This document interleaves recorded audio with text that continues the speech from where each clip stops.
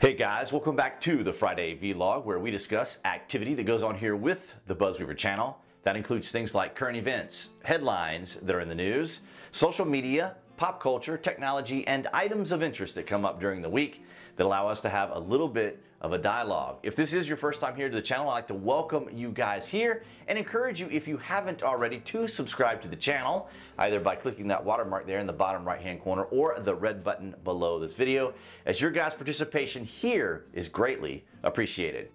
In gaming news this week, we're continuing to hear a little bit more about Call of Duty 2020 Black Ops Cold War. If you guys haven't checked out the Bay of Pigs SKS Easter egg unlock, I have a video up there in the top right hand corner of us going in and doing the unlock. It was kind of a fun Easter egg to do, as all part of the newest announcement of the release of Call of Duty Black Ops Cold War.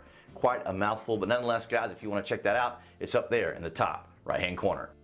Last week and into this week, we have seen the highest escalation of the activities involving the riots throughout parts of the country.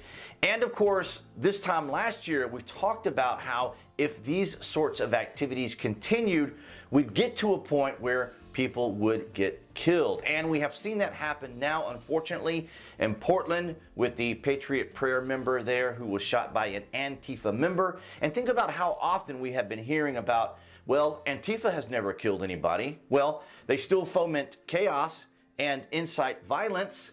However, now we've reached that point. And what exactly does that mean now? Is there any more or any less significance to the fact that these individuals are basically domestic terrorists? And then, of course, we have the incident in Kenosha involving Kyle Rittenhouse, and how we're learning that he did act in self-defense. He was there for a purpose. He was hired to, wasn't necessarily hired, but maybe asked to protect a business, which he was legally able to do, as well as legally able to carry the firearm. Although there are going to be charges because, of course, there was an incident. And anytime there are shootings or any sorts of activities where there's a form of crime or a crime has been committed of some sort, there is naturally an investigation. So he is being charged. However, of course, when it goes to court, it could be a different story, as we're learning more and more that he acted in self-defense. Now, another thing that we are also hearing is Trump's America. It's Trump's America. Is it Trump's America when mayors and governors of states and cities aren't allowing him to take care of the problems that they are trying to blame him for? How is that Trump's America if you are deliberately and intentionally keeping him from being able to take care of citizens' safety and security? And we have even seen Ted Wheeler, the mayor, come out with a tweet specifically writing these waxing letters about how he doesn't want President Trump's help. Yet, it's supposed to be Trump's America, or essentially to illustrate to people that the President Trump is not in control, because this whole thing is about control. However, we do have a governor who did reach out to the president, and I want to read from that article. From Madison, WKOW, Governor Tony Evers announced he accepted an offer from White House Chief of Staff Mark Meadows to send federal assistance to Kenosha to help with protests. Governor Evers has been working with several state partners to get additional National Guard and State Patrol support. Breck Chadback, a spokesperson for the governor, said the federal government is planning to assist in facilitating conversations with other state partners and provide FBI support to our state response. Chadback added in a statement. This announcement comes after Governor Evers turned down an offer from Meadows to send federal assistance to Kenosha. The change of heart from the governor comes after 2 people were shot to death and another was wounded during the third night of protests in Kenosha over the police shooting of a black man, Jacob Blake. As you guys are aware of the shooting of Jacob Blake, we talked about that last week. And so we have a situation here where the governor did reach out to the president, and the president did send federal aid. And within just, what did he say, like half an hour to an hour, they had the situation pretty much resolved. It could be that the protesters knew that the National Guard was coming in and that there was going to be support from the governor, or the governor was going to be supported in taking care of the situation, and so they just basically dispersed. And it's kind of the same thing we say about owning a firearm to protect your home or having a firearm. You know, if criminals and these individuals know that there is a potential threat to their lives, or there's a potential possibility of them being arrested, then of course they're going to perhaps flee, or maybe be discouraged from engaging in that sort of activity. So it did not take long. And as we saw, President Trump did go to Kenosha. He did speak with some of the people there in the community, along with the police, along with giving support with the National Guard. And so the situation was taken care of. This was yet another example that President Trump can illustrate to everyone about how things can be taken care of. This is very unique within our government. This is very unique within this particular president, that he is actually willing to take care of things as they are needed. Because typically when it comes to politics, there's a lot of back and forth, there's a lot of discussion, a lot of red tape, a lot of, well, if I do this for you, will you do this for me? And with President Trump, he gets straight to the point, straight to business. He tells individuals, we need to do this, and then he pursues it. This is something very uncustomary within government, and that the president is willing to take action as soon as possible. And I'm glad that he was able to take care of this there in Kenosha.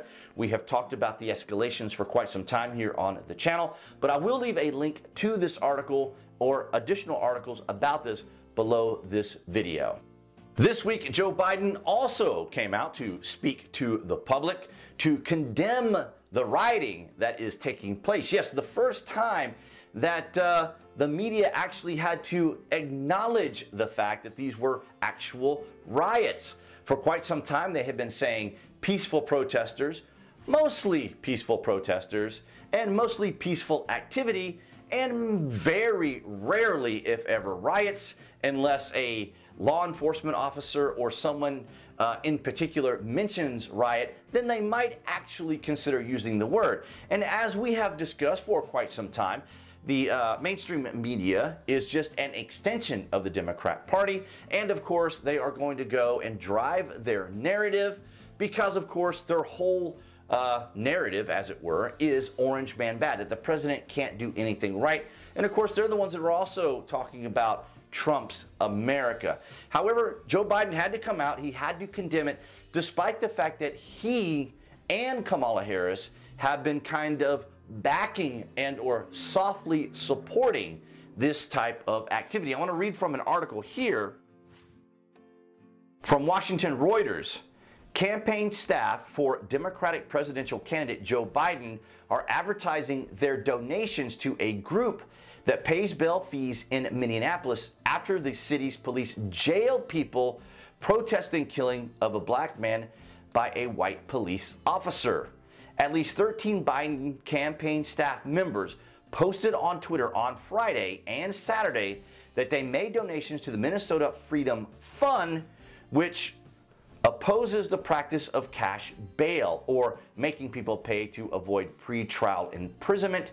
The group uses donations to pay bail fees in Minneapolis. So here we have Joe Biden's team trying to protect these individuals that are committing the crimes. And in some of these cities and some of these states, the DAs aren't even prosecuting these individuals. In Portland, the state police came out after the president had kind of trimmed back from the federal building there. So the state police there in Portland were coming in to kind of a supplement there. And as they were making arrests, the DA were simply releasing them. So they said, well, we're out of here. And so they ended up leaving. Now, as I mentioned here with Joe Biden, we also see that Kamala Harris also put out a tweet, or has talked about supporting the Minnesota Freedom Fund. She herself has also been in this protest and has even mentioned that it needed to continue. However, unfortunately for them, they realized that the riots and activity was making their poll numbers look bad. As President Trump said, he is the law and order president. He wants to bring law and order. And they scoffed at that as though he were a fascist, because that was the whole thing there in Portland when he sent in the federal agents and authorities to take care of the violence that was happening around the federal building. Look, it's a fascist. Look, President Trump is a fascist. He's oppressing us. when in reality he was protecting a building which he had jurisdiction to protect. And so now we're seeing that the Democrats now have to come out. It may be too late for them, and I believe that we are already past the point now of recovery for the Democrats, despite the constant protection, insulation, and glowing media for them to help them out.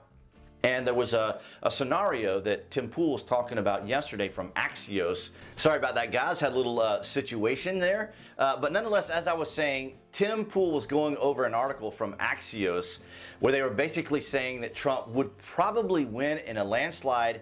However, that was a red mirage. In other words, he would probably win via electoral vote and possibly even popular vote.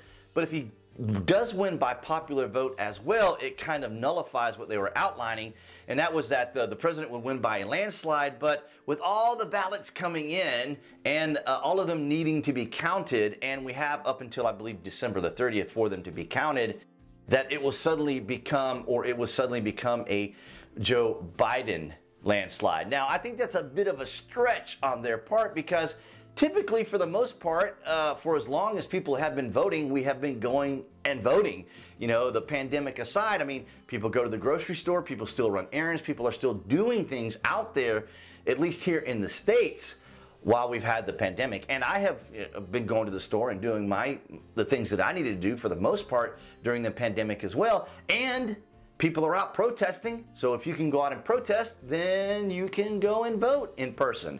And Dr. Brex and Dr. Fauci have said that it is safe to vote. So it could be that maybe the Democrats are just setting up possible contentions to contest the election, as we have talked about here before. And that's quite possible. They may say that there was voter suppression, I think is going to be one of them, where in certain cities where the precincts aren't prepared for the volume of voters, or their machines aren't going to be working, they're going to be suggesting that there is voter suppression.